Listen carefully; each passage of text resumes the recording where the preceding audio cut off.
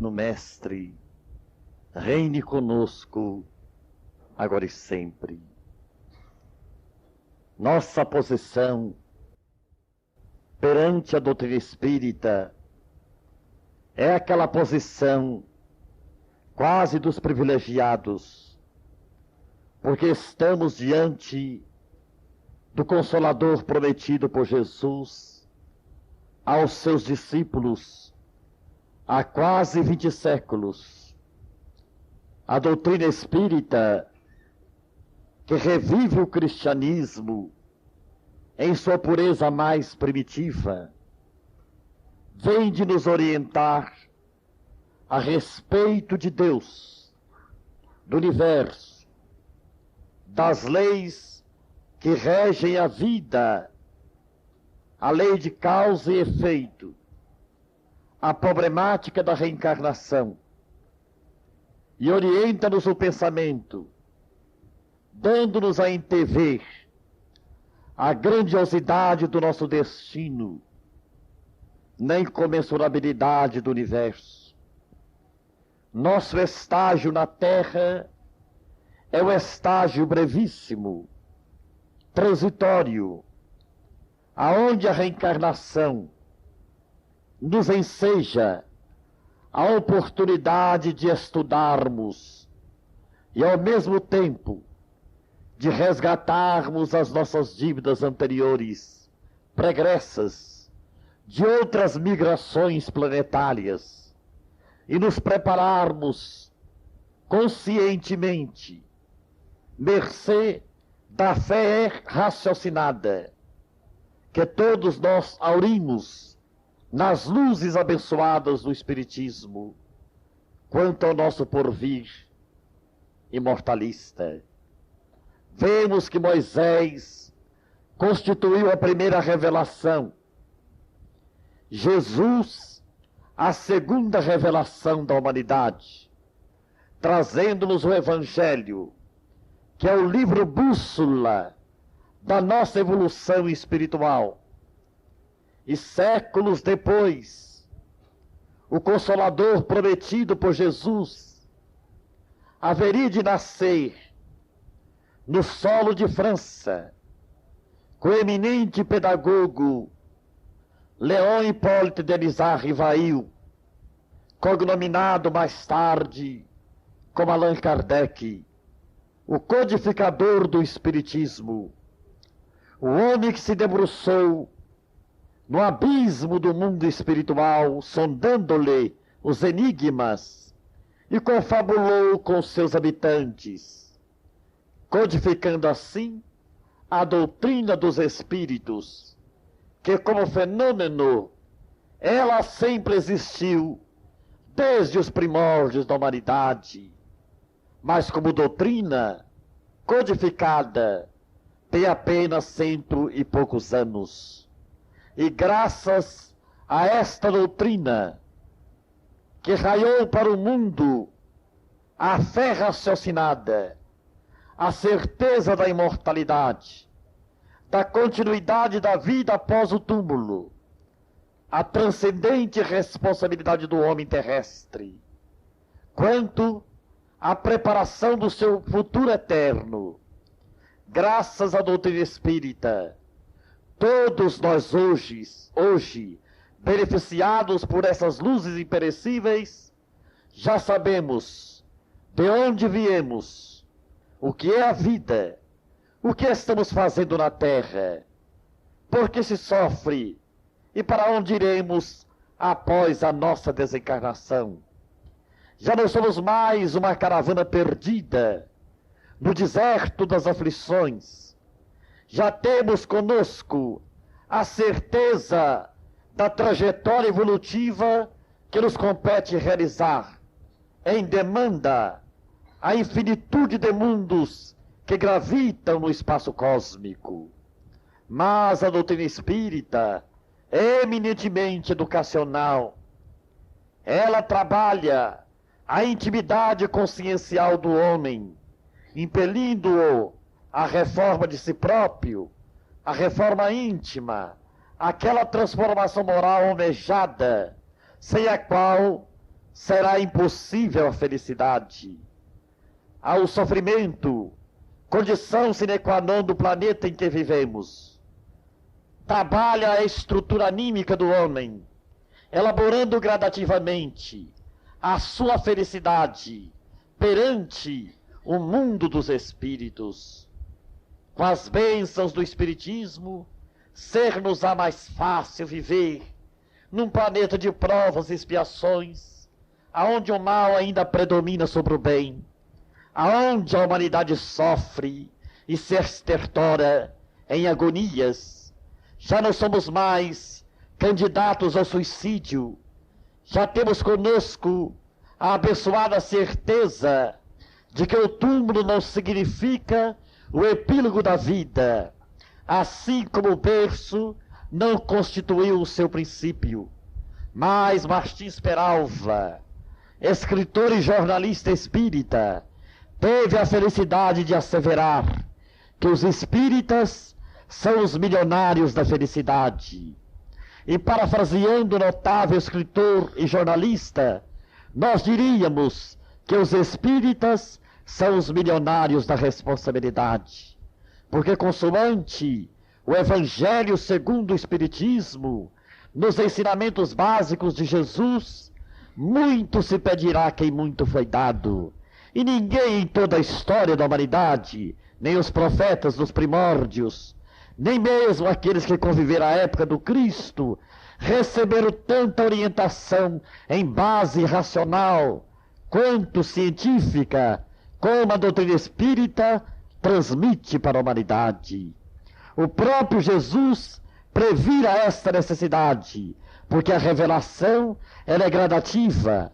À medida que os povos vão evoluindo intelectualmente, assimilando conhecimentos novos da ciência, tornando-se perfectíveis suas almas, revelações mais superiores, revelações mais profundas, mais completas, vem sendo dada à humanidade. E a terceira revelação, que é o Espiritismo, complementa as duas primeiras, a mosaica e a de Jesus no cristianismo.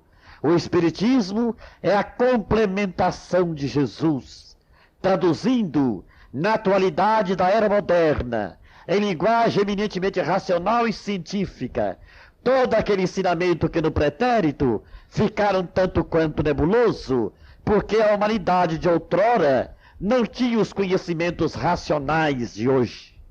Então hoje, vivendo uma nova era para a humanidade, a doutrina espírita tem o trabalho, o indeclinável dever de libertar o pensamento humano das grilhetas da ignorância quanto à sua origem, constituição e destinação. Então, para nós, constitui grande tarefa a de cooperarmos com Cristo de Deus na transformação moral da humanidade, preparando-a para que ela possa receber as bênçãos do Consolador prometido, que é a doutrina espírita, na transformação filosófica, religiosa da humanidade. Porque só a doutrina espírita pode comprovar a inexistência da morte. Somente a doutrina espírita pode comprovar a reencarnação. E com esse conhecimento básico, porque a reencarnação é fundamental na evolução dos povos, das humanidades, dos seres, não apenas em se tratando da Terra, mas como de todos os mundos do espaço cósmico, porque nós sabemos, por Allan Kardec, da pluralidade dos mundos habitados. Todos os mundos que enxameiam na grande casa cósmica do universo são mundos habitados por humanidades infinitas, cada qual em suas gradações evolutivas. E a Terra poder-se-ia dizer que é um infinitésimo grãozinho de areia diante do Sol, que é 1.300.000 vezes maior do que o nosso habitat terreno. Esta compreensão da doutrina espírita dá-nos a coragem de vencermos todos os reveses, todas as vicissitudes, todo o sofrimento que parece esmagar a humanidade desde sua origem. Com o abençoado entendimento espírita, nós todos somos convocados para o árduo trabalho de sua divulgação, dando testemunho a todo instante da beleza que é a doutrina espírita, para que todos possam conhecê-la. O espírita é o cristão moderno, dinâmico, atuante. Não se pode conceber o espírita estagnado, de braços cruzados na ociosidade. A fé espírita é aquela fé que comanda as criaturas para a bênção do trabalho em benditas realizações que transcendem a própria compreensão humana. Não há lugar, pois, para mentes ociosas. Todos nós somos desafiados a sairmos do nosso antigo e milenário egoísmo para sentirmos de perto as grandes dores da humanidade, a nossa família universal. Com esse pensamento, a guiar-nos pelas veredas da terra, ao olharmos os embora estrelado, aspiramos um dia sermos seus futuros cidadãos. Mas para que isto ocorra com a felicidade de uma vida espiritual feliz, esclarece-nos a doutrina espírita o inalienável dever de trabalharmos infatigavelmente na reforma moral de nós mesmos e na extensão do bem condicional para o próximo. A felicidade, pois, é uma construção no tempo e no espaço. Ela não nos vem por osmose, ela não nos vem de graça, é uma conquista de cada um no tempo. E para que isto se realize em profundidade dentro de nós, somos desafiados a combater as más tendências, os instintos ainda fortes, predominantes, animalizados, que cada um de nós tem dentro do próprio ser, transformando o homem velho em homem novo. E em busca do homem novo, a doutrina espírita vai trabalhando a nova humanidade do futuro. Por isto é a era nova. É o raiar de uma nova era para a humanidade. O novo ciclo evolutivo se aproxima da Terra. Estamos às portas do terceiro milênio. A tempestade renovadora, ela envolve a humanidade toda. No norte e no sul, no leste e oeste do mundo, não há quem não esteja passando pelos processos kármicos de depuração, pelos sofrimentos morais ou físicos, para que o homem se prepare para o grande evento que se aproxima, a nova era da humanidade. E somente a doutrina espírita poderia ter a substância, a força de persuasão, de convicção, para resistir às investidas do materialismo e metamorfosear a religião na dinâmica do próprio espírito, tirando-a do museu da fé cega, fanática, paralítica, inerme, aonde o homem vive apenas de maneira contemplativa, sem atingir a plenitude da sua condição espiritual.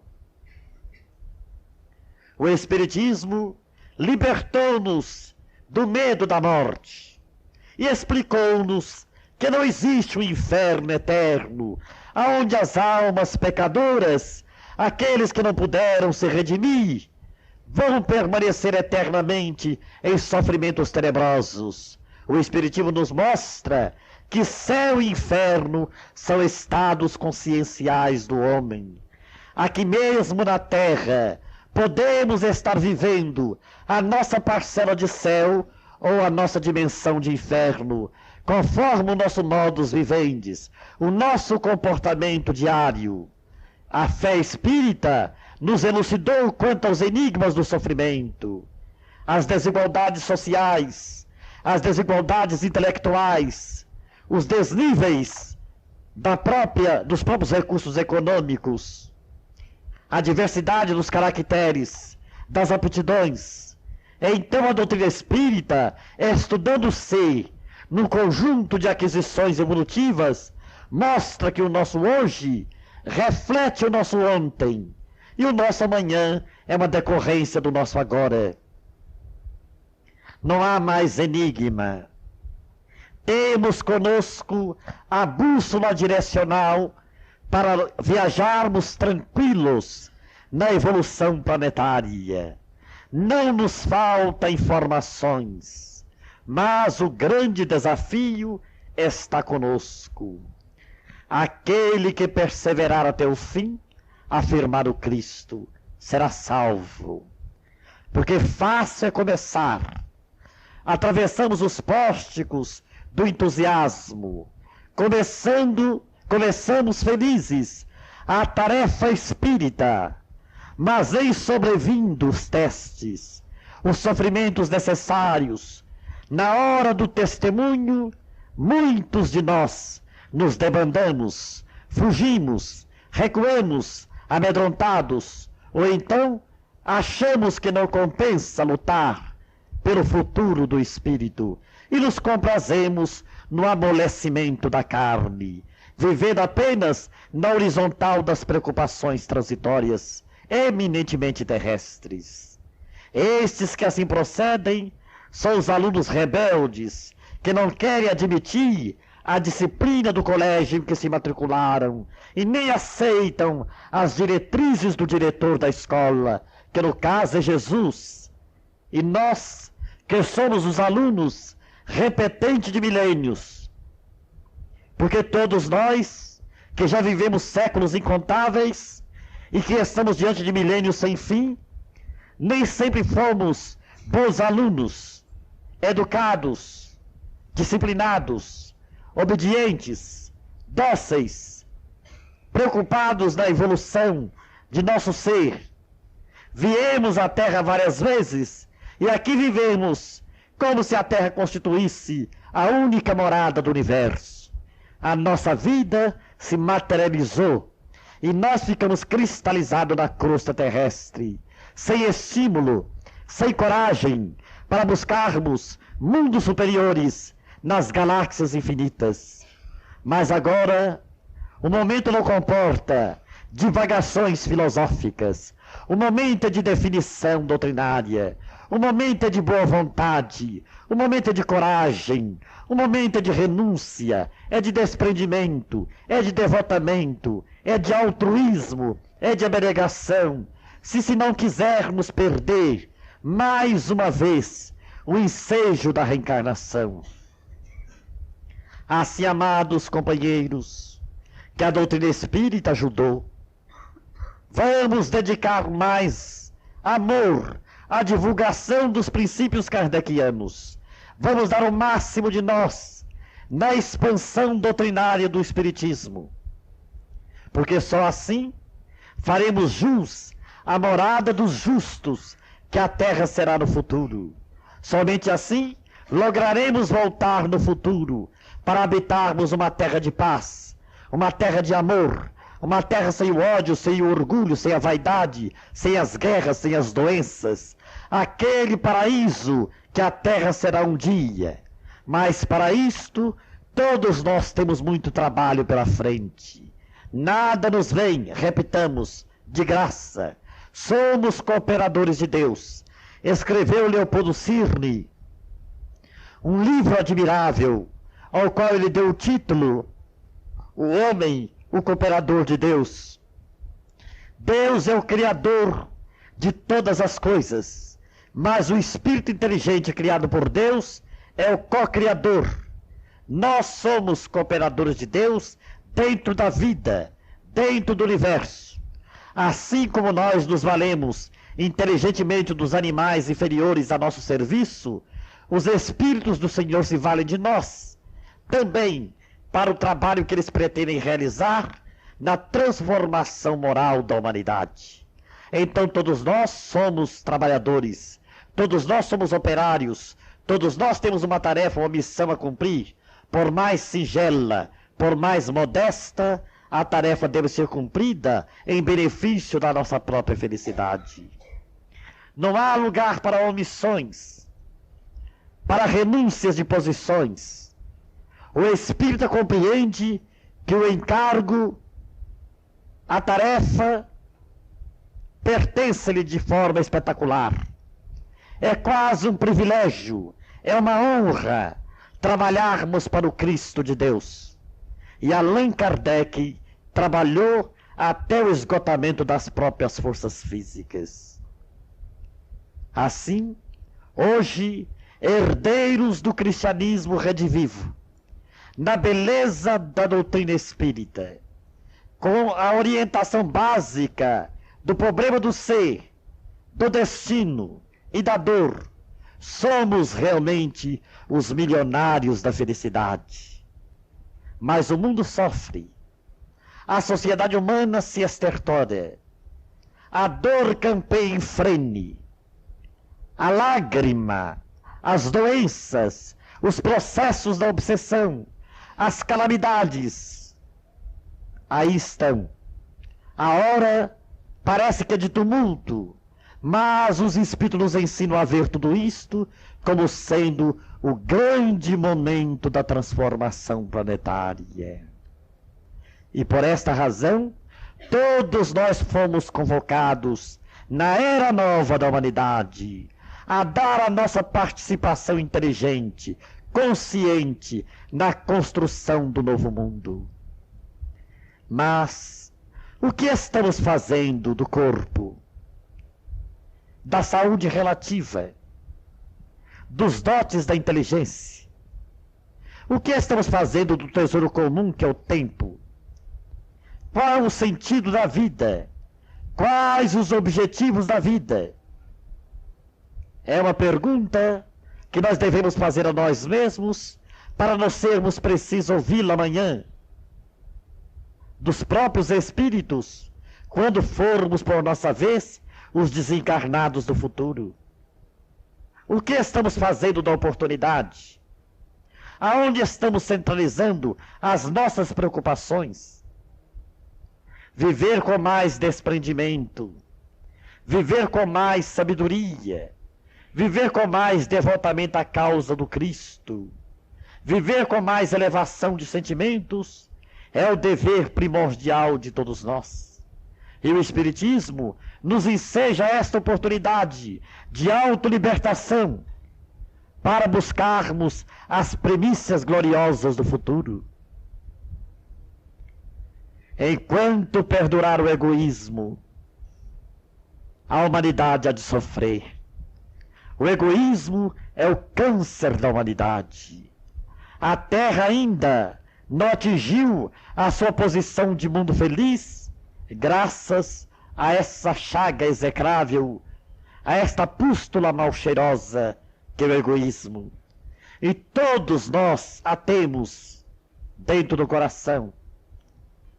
Ao nos libertarmos do egoísmo, libertar-nos-emos do sofrimento. E teremos conosco o tesouro divino do equilíbrio e da felicidade. Mas enquanto perdurar em nós o egoísmo, estaremos prisioneiros numa masmorra infecta e úmida, sem sol, sem ar puro, asfixiando-nos, porque o egoísmo embrutece a alma. Então a tarefa dos espíritos não é uma tarefa fácil. Transformar a mentalidade humana, concitar o homem a reformular conceitos, a renovar atitudes, hábitos, costumes, tendências, para que ele se conscientize que ele é espírito e não matéria, que ele vai viver sempre e não temporariamente, que a Terra é uma escola de transição e não a morada permanente dos espíritos agora vivendo.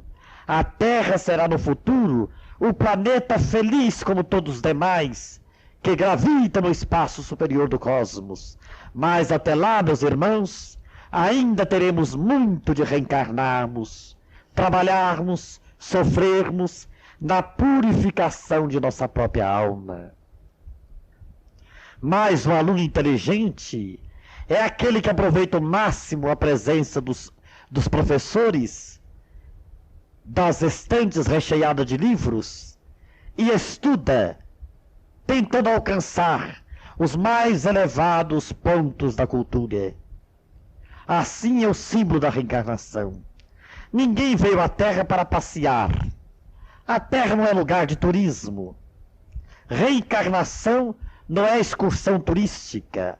Reencarnação é compromisso com a vida. Não é fácil conseguir um corpo. Muitos de nós ficamos na espiritualidade anos, muitos anos, aguardando uma oportunidade de um corpo carnal, a fim de começarmos uma nova vida, de recomeçarmos uma nova etapa evolutiva.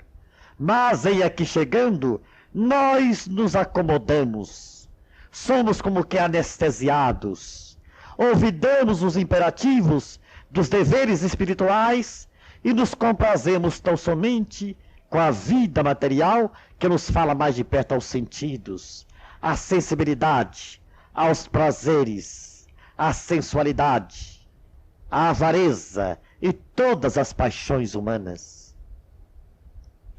É a razão porque a dor é a grande mestra das almas. A humanidade não poderia viver sem a presença do sofrimento, porque do contrário, a nossa evolução para Deus seria feita dentro de milênios insondáveis. Mas a dor ajuda a caminhar depressa. O sofrimento ajuda a caminhar mais rápido, porque quando o homem sofre, ele procura a solução para o seu sofrimento. Ele quer melhorar-se, ele quer ter uma explicação racional por que se sofre, ele quer um antídoto contra os seus males, ele quer uma libertação espiritual. Então, à medida que ele procura o conhecimento, ele se liberta da ignorância que o escravizava. Eis aí o tesouro da doutrina espírita, em bases de fé raciocinada. Meus irmãos, que maravilha para nós o conhecimento do Espiritismo. O Espiritismo faz o grande prodígio de nos dar a alta aceitação de nós mesmos, de não nos revoltarmos diante do sofrimento, de não buscarmos o suicídio, de não derraparmos para o homicídio, de não vivermos entregues ao materialismo, à dissipação. A doutrina espírita nos educa, ela aprimora as nossas almas, ela nos mostra que todos nós já vivemos da eternidade, embora estejamos no corpo. Tudo é questão apenas de dimensão vibratória. Mas muitos estão esperando desencarnar primeiro para começar a se renovar. Enquanto está aqui, quer viver aqui, apenas em função da matéria, gozando a matéria até a sua extinção. Depois, quando se torna espírito, começa a obsediar a humanidade, a vampirizar a humanidade, porque não se prepararam devidamente, passaram pelo mundo e não viveram. Passaram pela reencarnação e não souberam aproveitá-la. Depois da desencarnação, se transforma em espíritos sofredores, seres atormentados e atormentadores, que enxameia por toda a crosta da terra. Então não vamos permitir que isso aconteça conosco. Vamos atender aos apelos do Evangelho. Preparemos a nova era da humanidade. Tudo vai passar. As doenças vão passar. As guerras vão passar. Os terremotos vão passar. A discórdia vai passar. Tudo há de se renovar em relação ao espírito dentro do tempo. Os loucos voltarão ao juízo.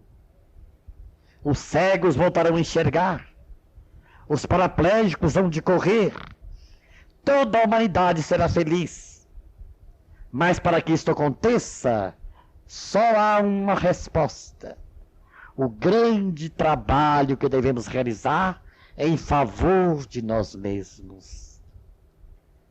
Deus ajuda a quem se ajuda. Deus não dá. Deus retribui. Vamos cooperar com Deus, com Jesus, com Allan Kardec na doutrina espírita. Vamos dar a nossa participação inteligente, consciente, fraterna, em prol dos nossos. Estamos bem empregados, estamos sofrendo. Se temos dinheiro, estamos sofrendo. Se estamos no casamento, estamos sofrendo. Se estamos solteiros, estamos sofrendo. Criança, jovens, anciãos, todos estão sofrendo.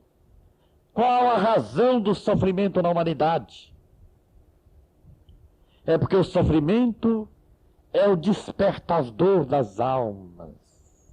Senão nós estaríamos dormindo o sono das estátuas, cristalizado no nosso primitivismo. É através do sofrimento que a humanidade acorda do seu letargo. Se nós não tivéssemos nenhum problema, nem moral, nem espiritual, nem físico, nem familiar, será que todos nós estaríamos hoje na casa de Ismael? Será que nós não estaríamos procurando outras preocupações? Acontece que cada qual está vigiado. E esse vigia chama-se dor. Ela nos espreita, ela nos pageia, ela nos conduz de forma sábia para que nós busquemos a nossa sintonia com Deus, a nossa sintonia com Jesus, com o mundo espiritual. Então vamos compreender o papel importante do sofrimento na humanidade. Deus nos ama. E qual é o pai que não corrige o filho que ama? Se nós que somos imperfeitos, na condição de pais e educadores, corrigimos os nossos filhos, será que a suprema perfeição que é Deus nos deixaria a esmo no universo? Sem uma rota, sem um objetivo, sem um esquema de trabalho e de evolução? Então nós não ouvimos os apelos do amor. O amor esteve entre nós há quase 20 séculos e nós o massacramos na cruz. Hoje, a nossa caminhada se faz pelo sofrimento. É pela dor, é pela carência, é pela obsessão que nós buscamos as casas religiosas, as casas espíritas por excelência. Porque ao contacto com o conhecimento espiritual, nós passamos a entender por que estamos sofrendo e o que devemos fazer para sofrermos menos. Então os espíritos nos apresentam a receita das receitas. Amai-vos uns aos outros como eu vos amei. O trabalho em favor dos que sofrem, desafiando o homem a sair de si mesmo, a abandonar o seu comodismo e lutar corajosamente pela felicidade dos seus irmãos. E à medida que ele dá, recebe, porque felicidade é troca, amor é fusão. Então, quando todos nós estivermos conscientes do privilégio de servir, diz Jair Presente, levantaremos mais cedo para disputar quem é que serve mais. É a gincana do bem. O bem é a única porta de libertação. Não é uma das portas, é a única porta de libertação. É o bem para com o próximo, é ajudar a humanidade, é cooperar com a humanidade, é sermos úteis de alguma forma. É o sentido da felicidade espiritual. Para quando chegarmos no mundo dos espíritos, o passaporte é um só, consciência tranquila. Se você cumpriu com o seu dever, você terá pela frente caminho livre. Se você foi negligente, ocioso, egoísta, indiferente, materialista, gozador, sinal vermelho. nem um passo à frente. Você vai sofrer a consequência de tudo isto e voltar em situações piores. O diretor da escola não brinca. Ele está profundamente interessado em terminar a sua tarefa. E a tarefa de Jesus é a redenção da humanidade. Nenhuma das ovelhas que meu Pai me confiou se perderá, afirmar o Cristo. E eu estarei convosco até a consumação dos séculos. E ele não nos deixou órfãos. Conosco está Jesus nas luzes abençoadas da doutrina espírita, nos ensinando tudo quanto ele nos ensinara, e mais ainda, dando orientação eminentemente racional e científica do futuro que nos espera a todos. Então aproveitemos o estágio escolar da reencarnação, trabalhemos a nós mesmos, renovemo-nos. Às vezes, nós nos preocupamos muito em renovar o vizinho, mas nós não nos renovamos. A renovação do vizinho vem da nossa renovação. A maior pregação é o exemplo. Se nós não dermos o exemplo, a nossa palavra se perde. Mas à medida que nós vamos dando o exemplo, as pessoas vão se contagiando, sendo tocadas emocionalmente.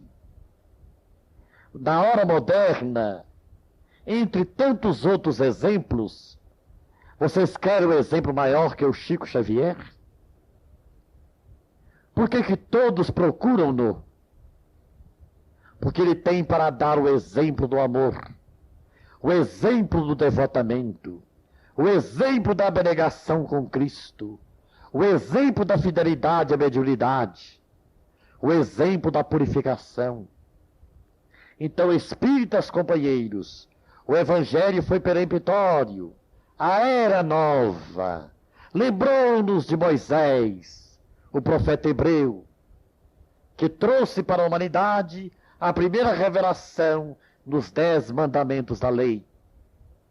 A segunda grande revelação, o cristianismo, com a personalidade sublime de Jesus. E a terceira revelação, que não é individual, é coletiva, temo-la com a doutrina espírita, ou doutrina dos espíritos.